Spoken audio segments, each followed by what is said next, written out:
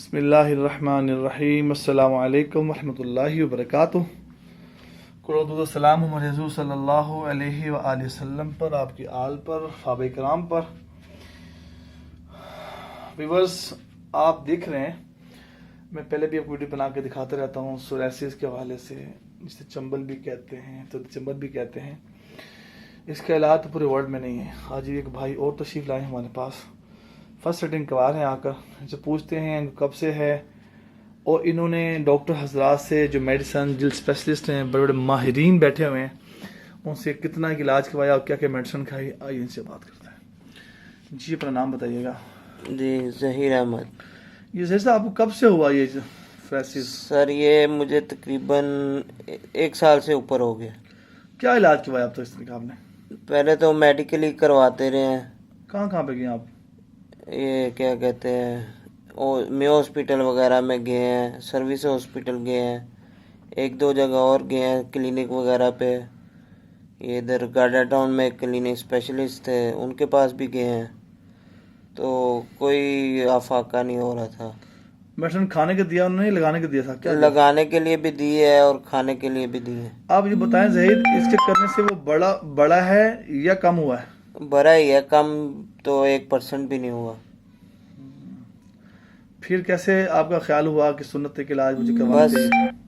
اللہ تعالیٰ کی طرف سے دماغ میں آیا کہ حجامہ بھی کروانا چاہیے، سنت ہے۔ سر مجھے آپ یہ بتائیں کہ آپ کو کتنا یقین ہے اس بات پر کہ اللہ جل شانہ اس سنت کی برکت سے آپ کو شفا یاب کریں گے؟ یہ تو 100% ہے، سنت پہ عمل کرنے میں کون سی کوئی ہے۔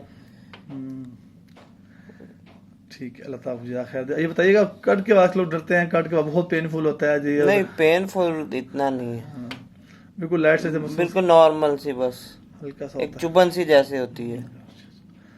بہت شکریہ آپ کا۔ بس میں عرض کروں، جو ہم میڈیسن کھا رہے ہیں، کھا چکے ہیں، سارے اسٹیرائڈس ہیں۔ ابھی ظہیر نے بتایا میڈیسن کھانے سے معاملہ بڑا ہے، حالانکہ اتنا کنڈیشن میں نے آج تک نہیں دیکھا۔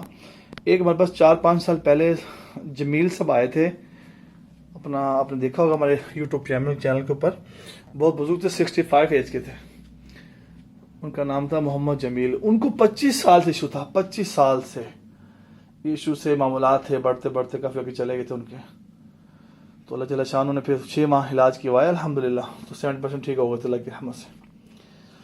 میں اس کروں، یہ جو باقی چیزیں ہم کھاتے ہیں، شواب میں برگر، اب یہ تو بتایا نہیں ہم نے ظہیر، آپ کو محسوس کیا وہ کس وجہ سے آپ کو ہوا؟